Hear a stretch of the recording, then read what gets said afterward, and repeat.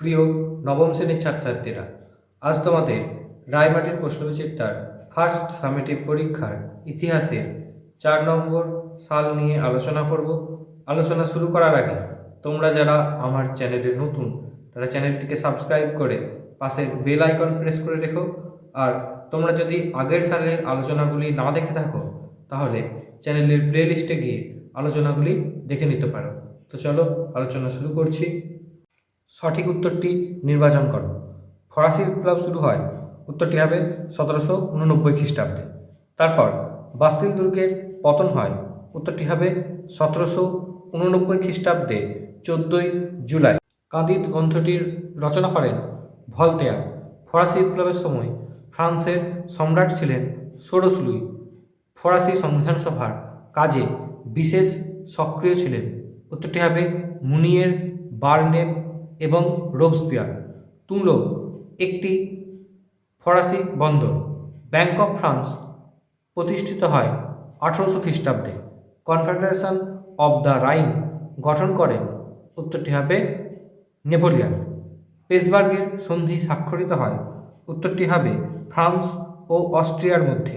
Napoleon মারা যান, উত্তরটি হবে সেন্ট হেলেনা দ্বীপে। তারপরে বিভাগ ক্ষয়ে এক কথায় উত্তর দাও। তুর্গ কে ছিলেন, উত্তরটি হবে ফরাসি সম্রাট ষোড়শ লুইয়ের অর্থমন্ত্রী। তারপরে প্রশ্ন, কত খ্রিস্টাব্দে লুনিভিলের শান্তি চুক্তি স্বাক্ষরিত হয়, উত্তরটি হবে 1801 খ্রিস্টাব্দে। সত্য মিথ্যা নির্ণয়। ফরাসি বিপ্লবে 3টি আদর্শ হল সাম্য, শত্রুতা, স্বাধীনতা। এটি মিথ্যা হবে, সাম্য, মৈত্রী ও স্বাধীনতা হবে।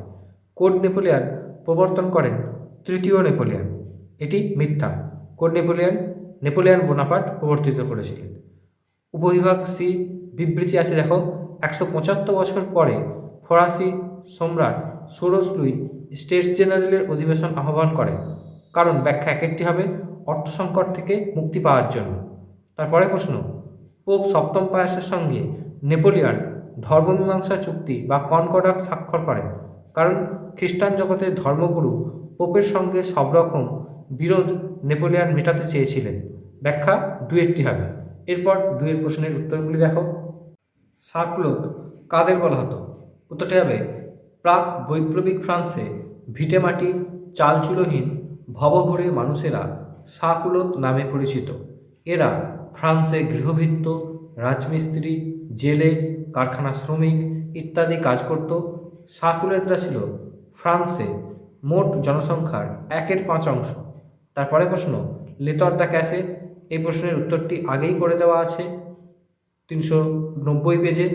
তারপরে প্রশ্ন, নীল নদের যুদ্ধ কবে কাদের মধ্যে হয়েছিল, উত্তরটি হবে 1798 খ্রিস্টাব্দে নেপোলিয়নের সঙ্গে ইংরেজ সেনাপতি নেলসনের মধ্যে নীল নদের যুদ্ধ হয়েছিল।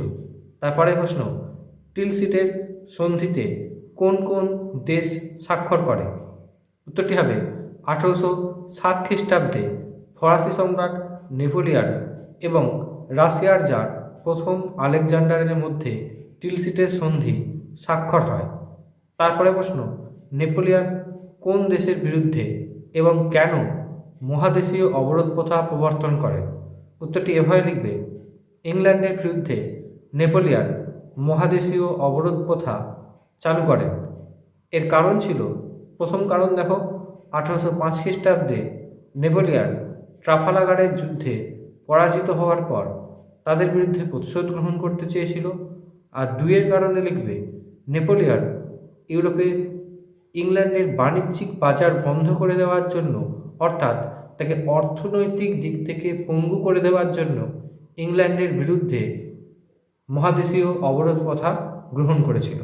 আজকের আলোচনা এই পর্যন্তই, দেখা হবে পরের ভিডিওতে।